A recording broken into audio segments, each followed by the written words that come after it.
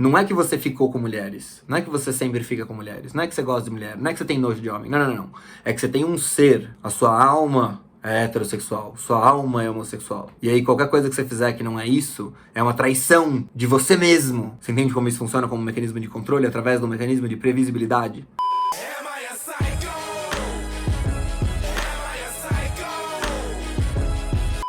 Bem-vindo ao canal Platinho, apresentado por Rodrigo Ferrari. Este é um vídeo razoavelmente importante. Eu vou tentar trazer para vocês as 3 teorias que eu tenho, que são meio originais do canal, ou totalmente.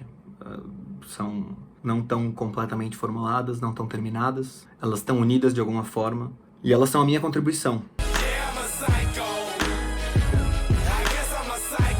O resto são ideias alheias. Eu tenho um monte de vídeo com ideias alheias. A maioria dos casos eu tô fazendo um vídeo com ideias de outra pessoa, apresentando as ideias daquela pessoa e não defendendo ou atacando necessariamente. Geralmente nenhum dos dois. Geralmente meus vídeos estão tentando cobrir fielmente o que alguém quis dizer. Mas tem algumas teorias que são minhas, e daí eu tô tentando cobrir fielmente o que eu quero dizer. Então, a primeira delas, eu acho que eu começaria pela questão da homossexualidade. Essa é a minha visão da homossexualidade, é uma espécie de outro paradigma de enxergar as coisas. Mas eu tenho certeza absoluta que muita gente entende e concorda. Já falei com bastante gente sobre isso e já me ficou bastante claro que essa minha visão não é absurda. Essa minha visão, ela é simplesmente muito meta. Ela tá muito além da briguinha que se tem sobre isso. Para a maior parte das pessoas ter qualquer sinapse formada, ter qualquer ligação no cérebro formada com relação aos assuntos que precisa você pensar e ter conexões cerebrais sobre, para entender. Mas eu vou tentar fazer da forma mais clara e simples possível. Pensa assim, existe um diagnóstico psiquiátrico da época do Freud, que é o invertido. A gente conhece pessoas que são compatíveis com esse diagnóstico, até hoje, desde sempre. Pessoas que são, mas são, pra mim, o maior sintoma que eu lembro de ver na escola, entendeu? Qual é o maior sintoma? O cara só faz amiga mulher. O cara não se dá tão bem com os caras e as minas se dão bem com ele.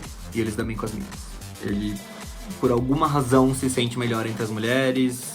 E eu não diria nem que é necessariamente uma identificação maior com o gênero feminino. Teoricamente, um diagnóstico que indica que a psicologia do cara se formou mais próxima a de uma mulher do que a de um homem. Mas enfim, você tem essa figura do invertido. Ela é rara. Tipo, 1% dos homens, ou menos. Mas o número de pessoas que praticam atos homossexuais é muito maior do que isso. Então você tem uma mistura proposital aí, que é, na minha visão, um mecanismo de controle. Então, por que diabos tem tanta coisa sendo financiada pelo próprio establishment, pregando, supostamente, a aceitação gay e coisas relacionadas a isso? Seria uma outra forma de controle. É uma forma de controle de um tipo de personalidade, a gente vai chegar lá.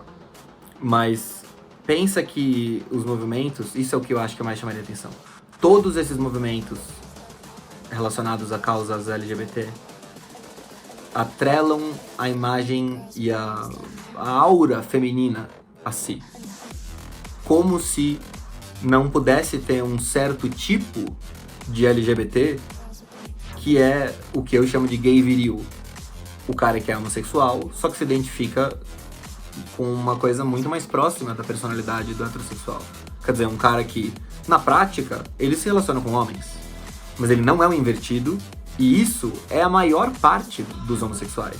Na verdade, nem existem homossexuais em si. Existe a figura do invertido, que é um caso especial, e talvez o cara nem seja homossexual, nem vire homossexual necessariamente. E você tem a figura do cara que, por qualquer razão que seja, quer ficar com outros caras. E fica. A linha, e assim, o raciocínio todo que leva a isso daí é muito filosófico, é muito complicado. Eu vou só dar a dica. É assim, tenta encontrar a linha entre o último hétero e o primeiro gay. E você vai descobrir que não tem. É isso. E é por causa de falta de controle do nosso inconsciente, por causa da capacidade corporal humana de sentir prazer com objetos inanimados, então quanto mais com outros corpos aleatórios. Você é capaz de sentir prazer, seu corpo é só você querer. E daí você automaticamente torna-se outro ser, um ser homossexual? É isso que eu questiono. Não existe ser homossexual. O único ser que tem, sabe, no sentido de permanência, no sentido de que realmente é a pessoa, é esse caso raro do invertido, que nem necessariamente homossexual é. Pode ser celibatário, ou pode ser que tenha uma porcentagem deles que viria heterossexual. E, na verdade, essa teoria é de que nem o heterossexual em si existe. Que a essência, quer dizer, que querer atribuir uma essência à preferência... Não é preferência.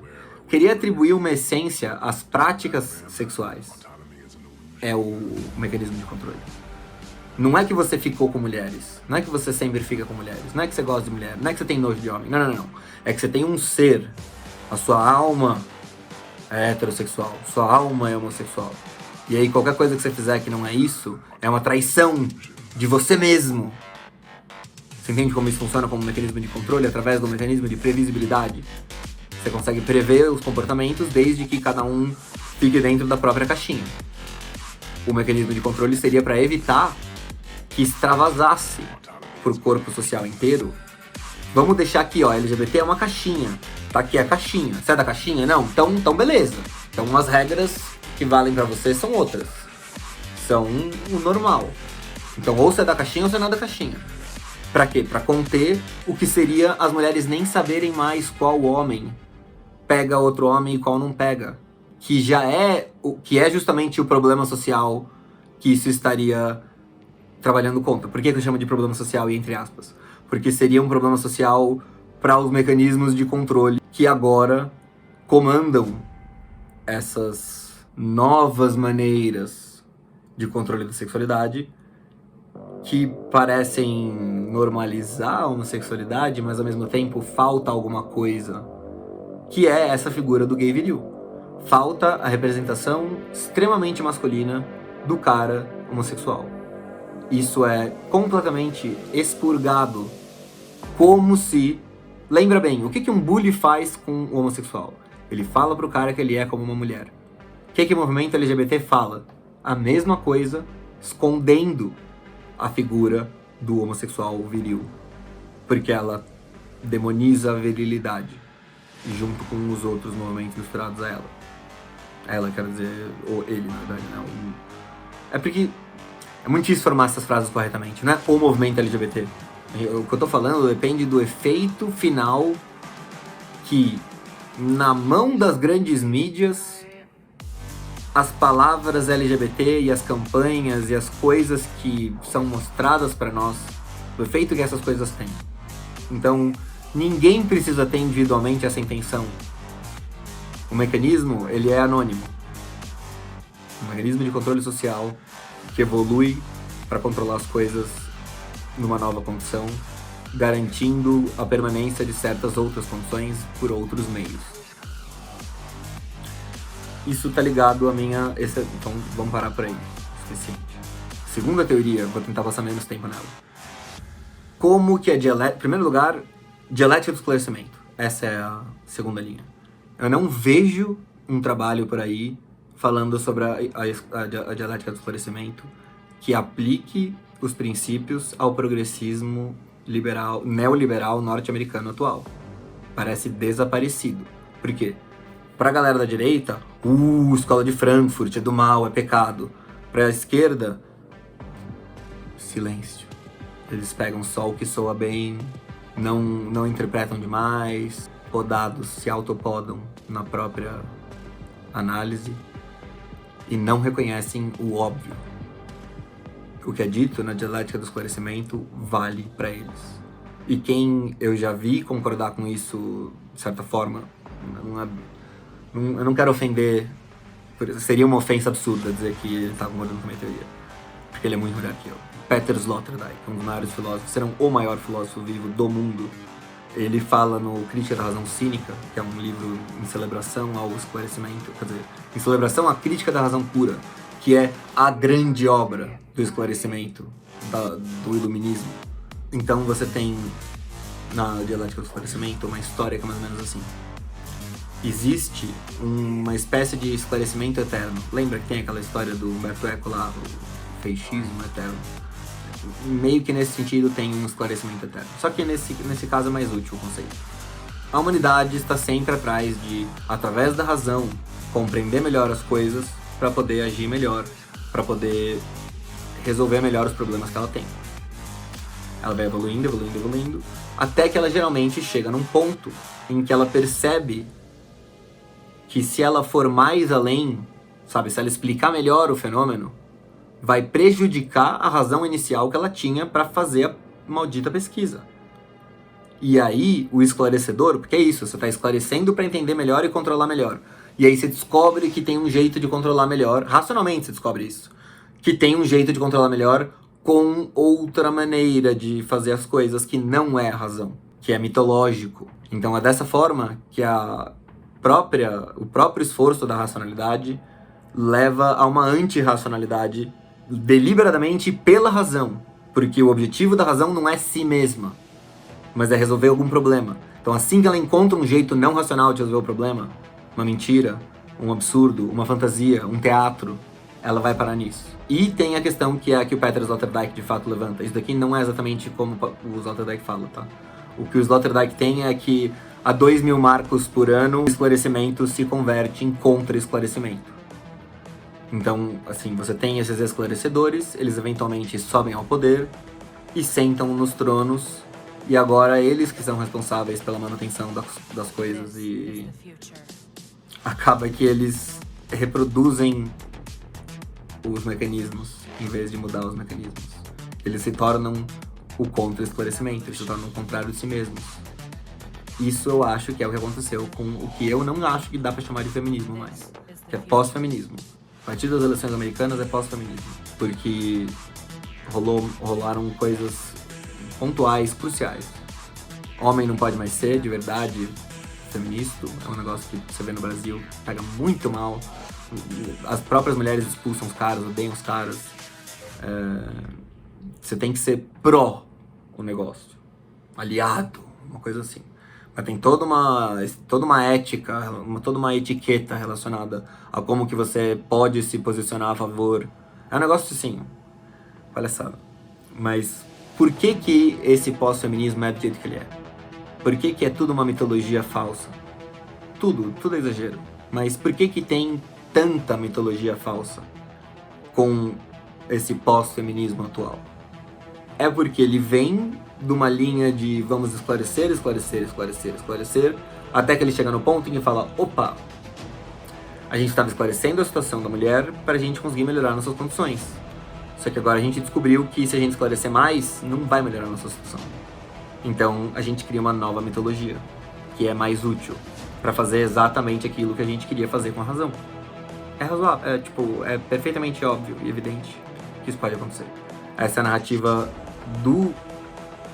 só para deixar claro. Na dialética do esclarecimento, essa narrativa diz respeito a outro progressismo, que não se chama de progressismo e que é antiprogressista, mas que é um progressismo, que é o regime alemão do qual fugiram tantas pessoas.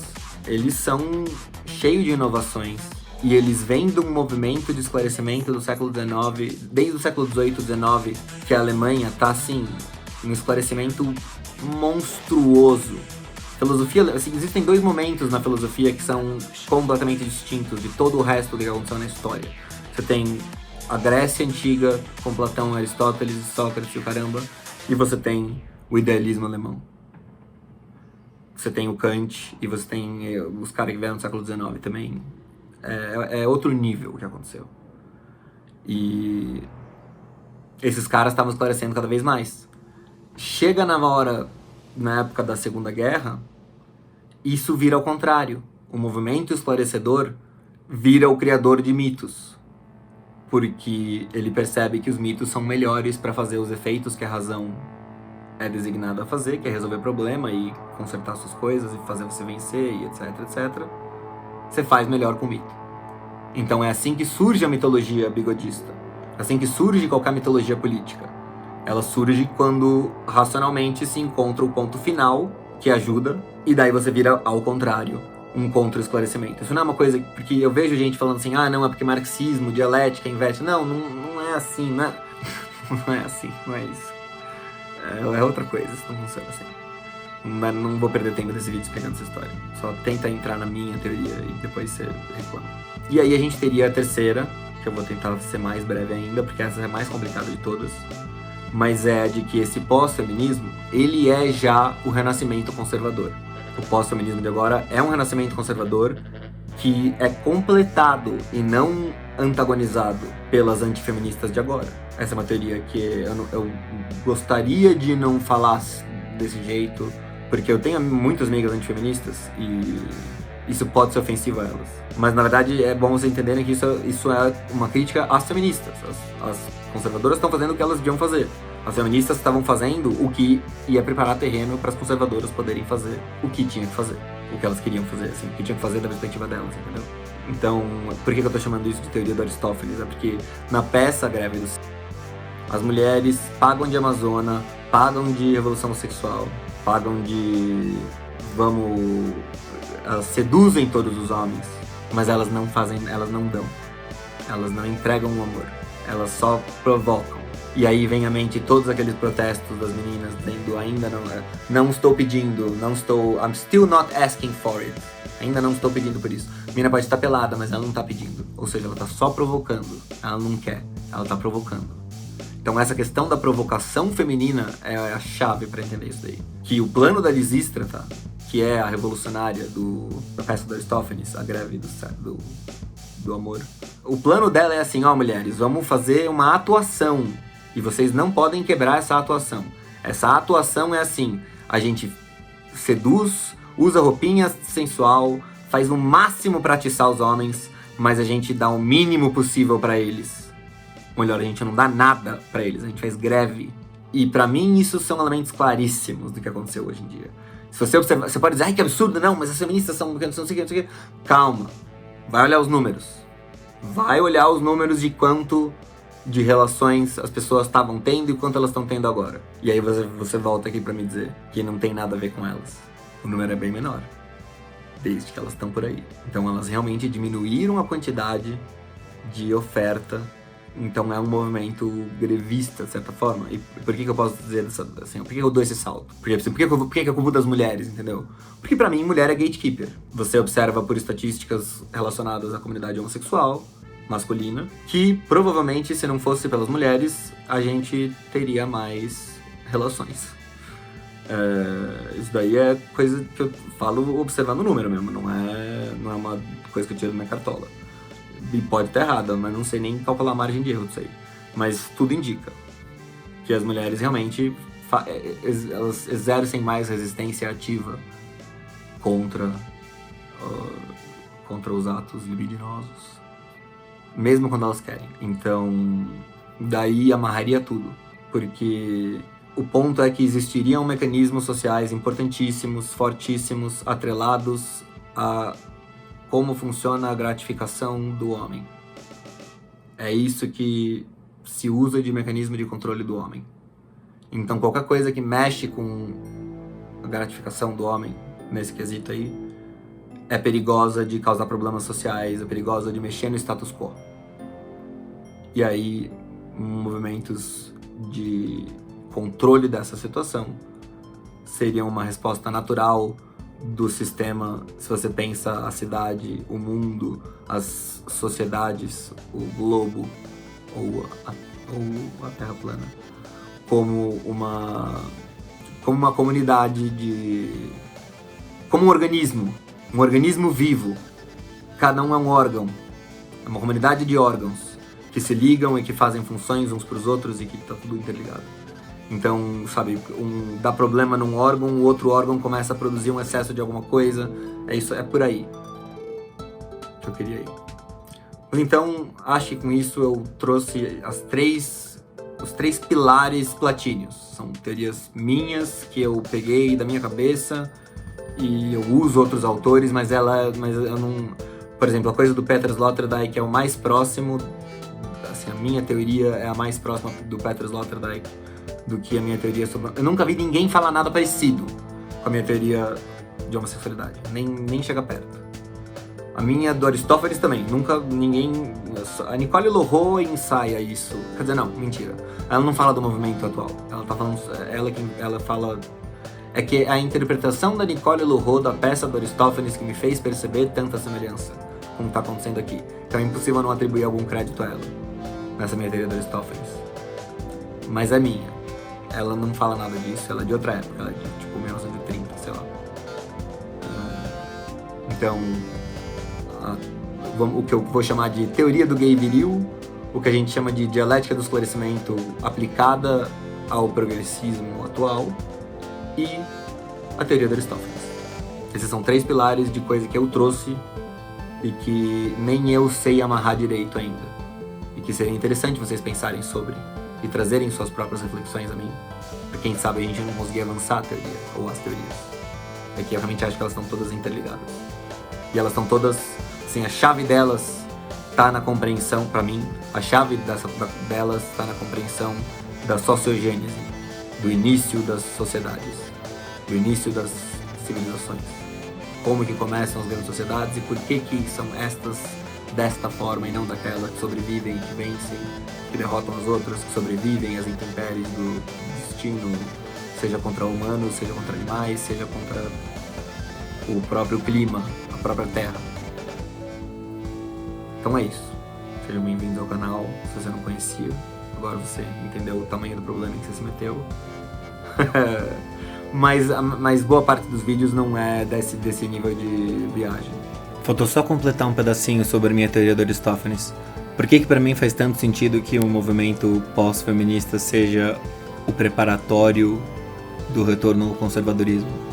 Porque ele está encenando a peça do Aristófanes. Qual era o objetivo das mulheres com a peça do Aristófanes quando elas estavam fazendo a greve? Era trazer os homens de volta ao casamento. Então, se eu estou certo em enxergar os elementos, porque seria, na minha visão, teria que ser como se fosse uma espécie de arquétipo social ao qual a sociedade retorna em momentos de crise ou sob o qual tudo está sempre alicerçado, não sei. Mas que o Aristófanes teria descoberto um movimento que é um órgão, que é um mecanismo social real. Quando ele percebeu essa questão de que as mulheres têm um poder social grande de dizer não e participar ativamente das decisões, mesmo sem ter força física. Porque esse não foi sempre... sacralizado, de certa forma, é uma parte inata das sociedades. Cada mulher pertence a um cara, você não toca na mulher do outro, então é só a mulher casar que ela tá salva, nenhum cara nunca pode tocar nela, só um cara, na verdade, pode tocar nela, e daí nenhum mais.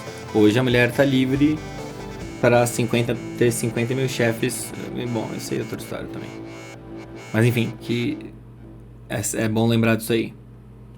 Então perceba, se o objetivo dessas bagunceiras, sem ofensa, mas sabe, no sentido real de troublemakers, sabe, de as protestantes revoltadas que causam bagunça em volta do assunto, se elas tinham de fato uma agenda que seria o retorno dos maridos de volta para o lar, seria natural que elas, se vencessem, conseguissem botar no poder quem vai trazer os maridos de volta pro lar.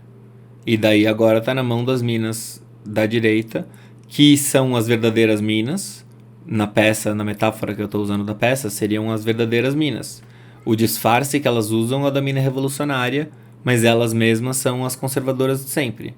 E aí elas fazem todo esse roleplay de Amazona, sabe, todo esse teatro de Amazona, ao mesmo tempo em que elas botam todo mundo pra cair em tentação, ao mesmo tempo em que elas não entregam nada e fazem os caras caírem na seca até eles se desesperarem, levarem elas a sério. Esse é outro elemento importante, que a própria Lisístrata fala: os homens não vão levar a gente a sério se a gente disser alguma coisa, eles só vão levar a gente a sério se a gente aproveitar dos pontos fracos deles, se a gente fizer umas loucuras que deixam eles confusos e eles vão cair na nossa. Uma das coisas é agir que nem a Amazona. Os caras caem que nem patos quando as mulheres ficam falando um monte de coisa, que você fala, mano, a menina não acredita nisso. Mas o cara cai que nem pato e fica desesperado e acha realmente que tá acontecendo alguma coisa que não é, que é bait. As meninas estão provocando os caras para eles perderem a noção, se desesperarem e voltarem para o famoso pasto. Voltarem para o casamento. No caso do contexto da peça do Aristófanes, só para lembrar, era voltar da guerra.